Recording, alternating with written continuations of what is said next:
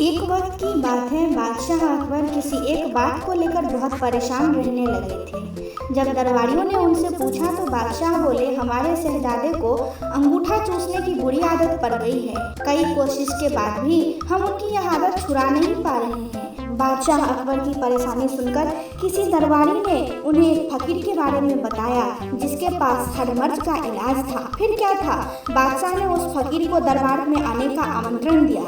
जब फकीर दरबार में आया तो बादशाह अकबर ने उन्हें अपनी परेशानी के बारे में बताया। फकीर ने बादशाह की पूरी बात सुनकर परेशानी को दूर करने का वादा किया और एक हफ्ते का समय मांगा। जब एक हफ्ते बाद फकीर दरबार में आया तो उन्होंने शहजादे को अंगूठा चूसने की बुरी आदत के बारे में प्यार से समझाया और उसके नुकसान भी बताए। फकीर की बातों का शहजादे पर बहुत प्रभाव पड़ा और उसने अंगूठा न चूसने का वादा भी किया। सभी दरबारियों ने यह देखा तो बादशाह से कहा, जब यह काम इतना आसान था तो फकीर ने इतना समय क्यों लिया? आखिर उसने क्यों दरबार का और आपका समय खराब किया? बादशाह दरबारियों की बातों में आ गए और उन्होंने फकीर को दंड देने की ठान ली। सभी दरबारी बादशाह का समर्थन कर रहे थे। बीरबल चुपचाप थे। बीरबल को चुपचाप देख अकबर ने पूछा, तुम क्यों शांत हो बीरबल?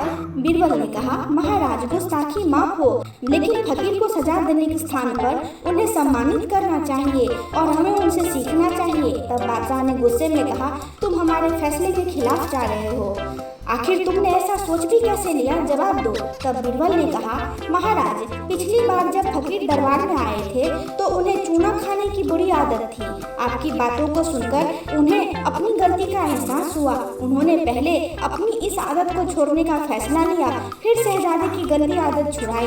बीरबल की बात सुनकर दरबारियों और बादशाह को अपनी गलती का एहसास हुआ और सभी ने फकीर से क्षमा मांगकर उन्हें सम्मानित किया। इस कहानी से हमें यह सीख मिलती है, हमें दूसरों को सुधारने से पहले खुद सुधरना चाहिए, इसके बाद ही दूसरों को ज्ञान देना चाहिए।